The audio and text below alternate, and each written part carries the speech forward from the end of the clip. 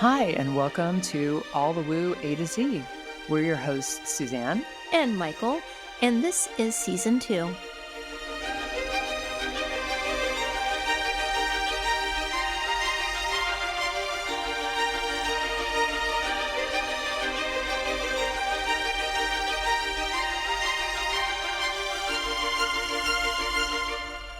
Hello, I'm Mychal, and I am learning how to walk like a normal person this week.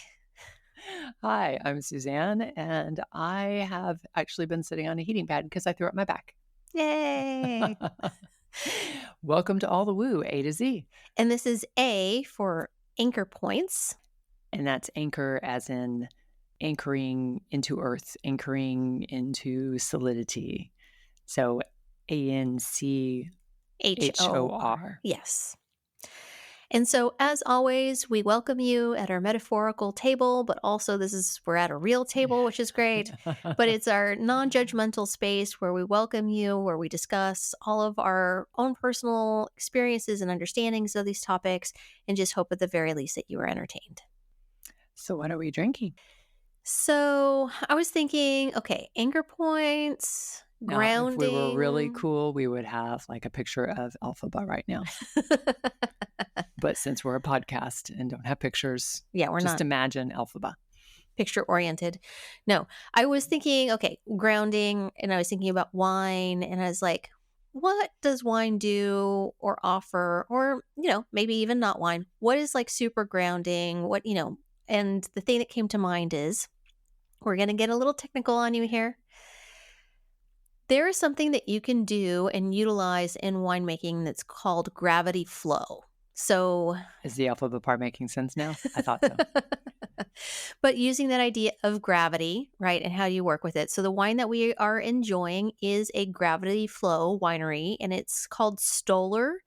And they have a Pinot Noir. This is their Dundee Hills, and they are in Oregon. They're also sustainably organic. So just FYI, shout out there. So what this means, gravity flow, it is essentially, you can have it, and you should, if you're going to utilize it, you would probably use it in all points in the winemaking where you're moving the wine either from one location to another, essentially. And that you would have your winery have multiple levels to it. So that literally the physical structure of the winery. Physical structure of the winery would be multiple levels. This is architecture we're talking about. Correct. A for architecture. Yeah, okay. There we go. Works on so many levels. Oh. Not intended. Not intended. But I guess happy accident. Her inner dad came out. It did. Can't help it. Can't help it. Okay, so then you would have the wine tube, like take it from one tank and have the gravity allow it to flow down into either your fermentation tank. So you'd move it from crush into your fermentation tank that way, or you can do what are called like pump overs, where you have all the skins and everything that all like raise their way to the top when they're going through the fermentation process. And then you would take the wine from the bottom and move it back up to the top to get it to all mix up again. Mm-hmm. You can do it like that. And then even moving it into the bottle for the bottling process, you can have it then where it flows down again. But ideally, you see this often with Pinot Noirs. Mm-hmm. Because Pinot Noirs are such a thin-skinned grape, they're so delicate that you really don't want a lot of extra like zhuzhing or like extra movement that's not necessary, because it doesn't need all that. You don't want to bruise the wine. Yeah, for lack of like a better explanation. But yes, like essentially that's what it's about. It's about taking it easy, right? And being as gentle as you can in the process, but allowing kind of really taking this idea of Mother Nature to a whole new level. Also another bad joke, not intended, but it really works here. Suzanne is just had enough of my jokes. Imagining Mother Nature with, all the little grapes and a little bassinet, and then tipping over the bassinet to go down a slide into, and this is where it gets really weird because then it's going into a vat. You got so, yeah. Yes. And then into a bottle. But yes, the downward trajectory. And oftentimes you don't normally hear this term. Like if you're just a normal wine consumer, it's not something that you hear of that much, because a lot of people who work with wine are like, a lot of people don't really care about this. But I'm telling you right now, it's a thing. And right now we're employing it in our topic of anchor points. There we go. So we are anchoring the wine into us. Correct. Okay, enough about the wine. And all of my bad dad wine jokes that I do. I can't help it. It just is there. It's natural. You'll just notice that she doesn't promise not to do them again. Just Because they're not intentional. uh-huh. They just come out. I cannot say that they're not going to happen. Will not make analogies. Yeah. Okay, so anchor points. I guess the question here is, Suzanne, what is the point of an anchor point? Can you tell she rehearsed that? Very well done. Thank you. Thank you very much. I think the point of an anchor point is to hold you still in the midst of whatever might be swirling around you. Mm-hmm. My concept is the eye of the storm being the still point. So there could be a hurricane out there, Right. but within yourself, within the kingdom of your mind and your soul and your spirit and your body, you are at peace. Mm-hmm. And that is the point of the anchor point. And as crazy as things may get, you carry that inner calm with you. So you can do a lot of different things, right, in order to get do you there. agree that that's what the point of an anchor point is? Yeah, I feel like it's a means of being able to find yourself again within the flurry of whatever's going on around you, amidst, right, what's going on around you. But ultimately to bring you back in, to connect you back with your own energy, what it feels like to be you, and to really connect with that again. And so I think there's a lot of things that you can do in order to get there.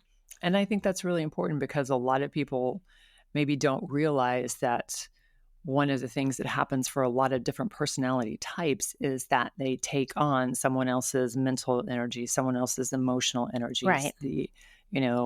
What the street outside is feeling kind of things, those things. And so knowing what's yours and what's not yours is maybe one of the first defining steps of an anchor point. I don't do any of that at all. I don't take on other people's stuff. I don't. Nope. You are a walking raincoat. Just let it slide right off. I'm an island. I cannot be judged by people in the grocery store. Nope.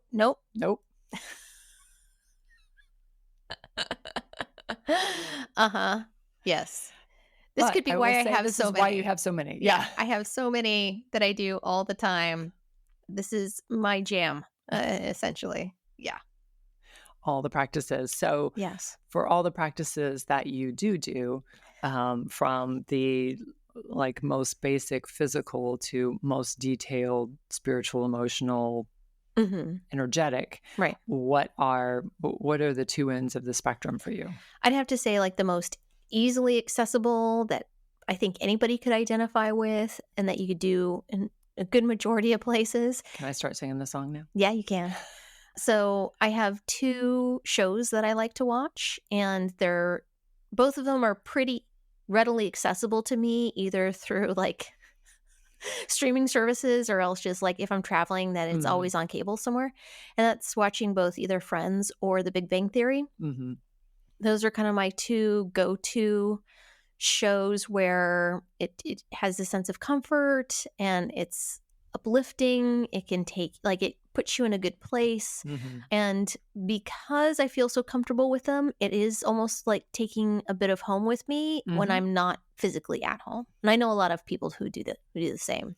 I was at a actually, I was teaching a conference in Italy, and more than one of the participants was Friends was always my friend group. Yeah. These were the people who I knew and I kind of grew up with, and they were, when I would come home from school, they would be on. That was who they were, my family. Yeah. You can identify with them, right? You understand them, where they're coming from. And I think the other thing is, probably by the time you've watched it as many times as you have, there's no surprises. No. So there's not any emotional risk. No. And it's something that I can easily put on. And because I've watched it so many times, I don't have to actively watch it. I literally will put it on and be like, okay, I got settled in my hotel room. I now need to unpack my stuff and maybe take a shower or whatever it may be. So I don't need to watch it, but I can have it on in the background. And when things start to get quiet where I am doing whatever I can do, I'm also tuning into what's being said. I'm like, oh, it's this part in the episode. Or, something like that where it's very identifiable. Gentle listener, I do not fit into this category at all. I did not grow up with a television. Sorry. And so if the television is on, my eyes are on it, which makes it terrible for me in most of the restaurants in the United States now. Mm-hmm. I have to get to where I can't see the TV. Yeah. I will watch it. It's like eyes in a painting. You're just drawn to it. Like, I need to watch. I just can't not watch.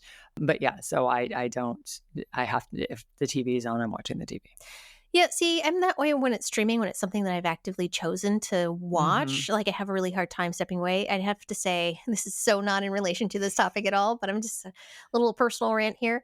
I have a hard time when they don't have, I kind of miss commercials that you were forced to watch only for the fact of it allowed me to step away from the TV for a period of time. I could suggest some places that you could watch. I know. And even that they're not necessarily the whole length of what normal commercials were. Like before, it'd be like, okay, commercial time. I'm going to go get up. I'm going to use the restroom really quick. And then I'll grab, a drink from the fridge. And then by the time I come back, I think that's going to be the pause button now, but I could be. It is. But if you're just so comfortable, and especially when it's so cold like it is right now, and then you're under the blankets and you don't want to get up, there's so many reasons why you don't. Okay, we've gotten way off topic here. It is really cold, y'all. It is really, really cold. It is. We are sitting here on heating pads. Yes.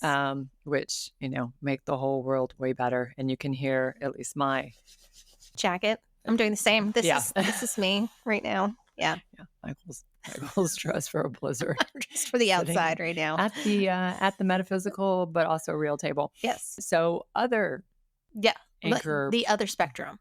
For me, the other spectrum is... Other end of the spectrum. Yeah, there we go. Yes, thank you for the clarification. Yes. For me, that would be, especially when I'm having a hard time emotionally, when I've had something really unnerve me that's very jarring, either that I'm suffering a lot of like anxiety and worry, and I'm just having a hard time with all of that. And so I will do meditation is really, really helpful. But it is more...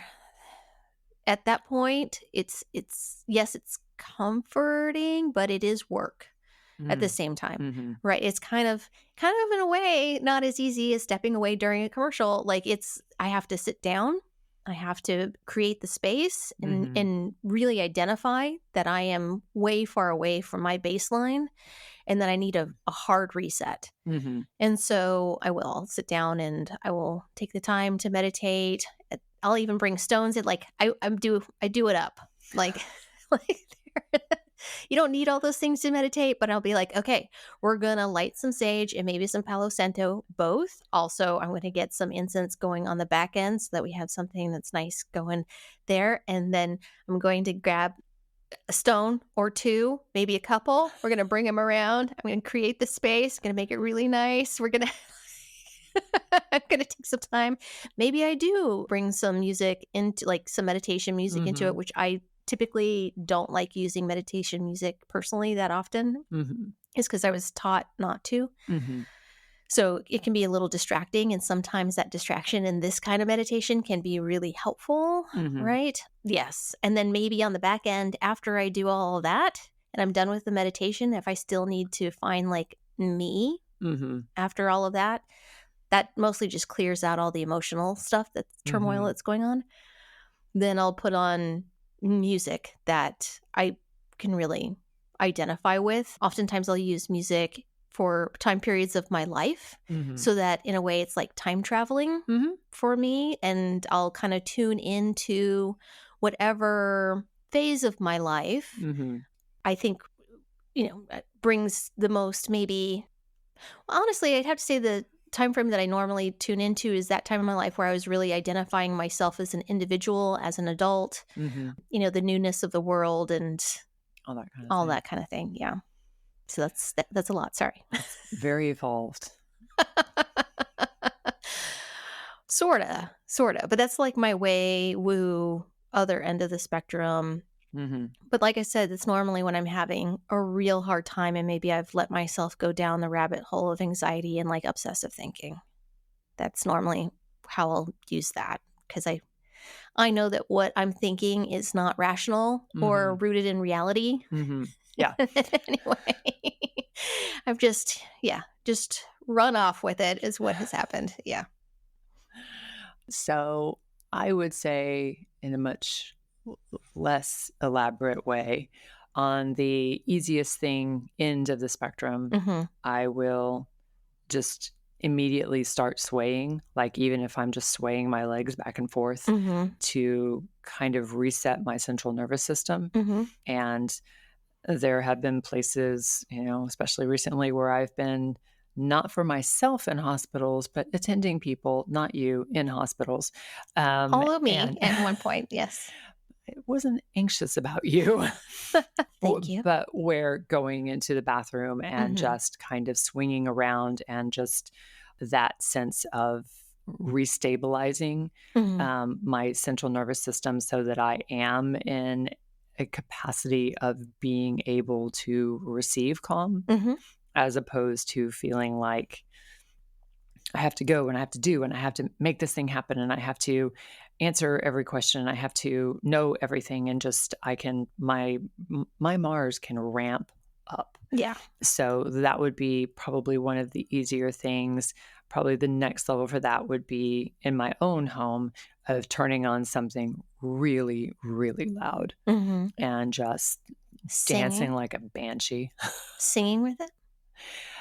Not to I do that more for joy, Okay. but like punk rock, I am almost throwing myself against walls kind of dancing, Mhm. that would be to restabilize me. Yeah. And then, of course, there's writing, Mhm. which is sort of my form of meditation and also my form of prayer and just anything that involves words and other, I will do that. And then if nothing else works, I'll just go soak myself. Yeah, you're a big water person. Big water person. So, if a 30-minute shower can't cure it, then the 30-minute nap that follows it Yeah. certainly can. Well, I find so I do when I'm on the road, and I'm using travel as Sure. a big because I think that's something that a lot of people can associate And with, right? I've done the shower Yeah. trick so many times. I joke. I shower excessively when I Mhm. travel. Well, maybe not excessively, just more than more than the average person does, mostly because it's more about grounding. It's Mhm. more about clearing my energy of other people's Mhm. energy. Like there's an actual, so that would be the woo side of that, Yeah. is that you're literally washing away energies that are not yours that you happen to have collected. So not just like actual physical germs and all that, but the emotional and energetic germs that Mhm. are Yeah. you collect while you're out. I do that a lot when I travel.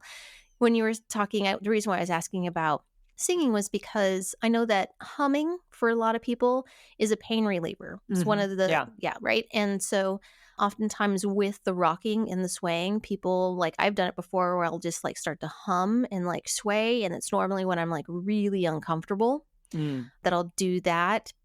However, I know that humming is also really good for your lymph node Mhm. system, Yeah. right? Your adrenals, I Mhm. think, do really well. It's another physical coping mechanism that has been shown by science to be Mhm. very helpful in calming you down. So there's a lot of things that people do like that. But I think one interesting thing that kind of brings them all together, like this common thread that goes through Mhm. it, that what you're doing is we're saying, yeah, grounding yourself, bringing you back into your own energy, all of that. Whatever you need to do, depending on the intensity of the outside forces, at whatever level you need to come back to center, which means just listening to yourself and being in touch with yourself and your own energy again. And I think also there's an element of being able to you're there to master yourself Yes. so that you can go out and face whatever it is. Hmm. So, however you need to arrange that, in terms of going physical to spiritual, spiritual to physical, like whichever direction you're going on that spectrum, Yeah. in order to be able to handle whatever's waiting on the other side of that door. I think that's the point of anchor points. And I think as we are moving into high strange, is just go and get stranger. We're going to need it more and more than we ever thought that we were ever going to need, which is why, like, I now meditate 2 times a day. Mm-hmm. In the morning when I first wake up, and at nighttime. The morning one is really to set me up for my day. Mm-hmm. The evening one is to release all of the mental stuff that I've gone through for the day. Yeah. Yeah. And I think my water usage has gone up. So water usage. Just going to put it there. It's just like, wonder if I could write it off as a spiritual practice. Probably not. But that as we are moving into these stranger times, to recognize that it is, in a very woo way, our personal responsibility to keep ourselves as that place of stability and calm, because, there's going to be a lot of people around all of us who haven't been on this vanguard of woo ideas and concepts, and maybe don't understand what is happening around them and to them, and picking up other people's energies and, emotions that are out of control and reactions that are disproportionate and all those kinds of things. And to be someone who can set that example. Yes. Who can be an anchor point for others. For others as well. Yeah. To be a calming force within other people's lives. And I think one of the ways that you do that, outside of just being grounded, is knowing how to listen to your own voice, right? How do you sift through what is everybody else's versus what is your own? What is mine and what is not mine? Correct. And that's really important, to be able to make that distinction. To, refer back to the beginning of this conversation, as you were saying, I was joking that I don't take care or try to take on other people's things. And so obviously I do. I know that I do. It's not the worst thing I do. It's also not, not the best thing I do. It's neutral. We'll take it as a neutral point. It's because you're so empathetic, and so you are constantly aware of where someone else is emotionally. But I'm trying to help manage that for them and for me. But the difference between awareness and then organization. Yes, right. Well, and that's why for me it is very important. And one of the reasons why I've worked all of these things where I do more than one of these things every single day. And sometimes I need it more than other days, is mostly so that I can help listen to and be clear what is my voice in this. Where am I in this picture? And that can be really, really helpful. And especially more and more with not only just the high strange, but along with this is my understanding that there's a high likelihood that people in general public, are just going to gradually start to become more sensitive. And especially if you're not somebody who has been used to that your whole life, this might be more difficult. Yeah. Right? Become kind of a shock. I recently read a book by Mel Robbins, I believe, and it's called Let Them. Yes. And I have to say, there's an incredible freedom to just be like, especially as someone who does take on responsibility and who will step forward and do the thing if nobody else does, or, who's always thinking 17 steps down the road, or whatever the decision tree is, and more than willing to share advice and information. Yeah. To just be like, people have a right to have their own experiences. And unless, especially in a human design profile, if they do not ask me, don't volunteer. Like, just let them do whatever they're going to do. Let them, as long as they're not actively harming themselves, or they're not my actual responsibility. Like, this does not apply for children. She's very explicit about that in the book. Yeah. But for adults, like, let them have their experience. That is part of their life journey. Yeah. And so the times where it's been like, oh, but if I said this, or, persuaded him about this, what if or I gave did them something this different? information. Yeah. And it's kind of like, No, just let them. Realistically, no.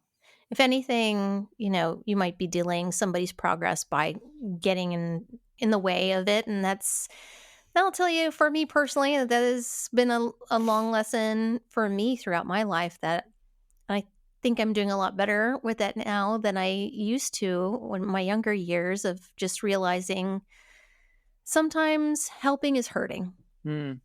right? And so letting people kind of do their own thing, all of that can be difficult. So hold on to your own anchor points. Yes. And next week's letter is.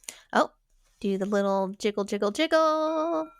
Oh, and cheers. That was my ring on the glass. We actually have good crystal this time. Yes. This one is C. We will see you next time. Oh, on All the Woo. A to Z.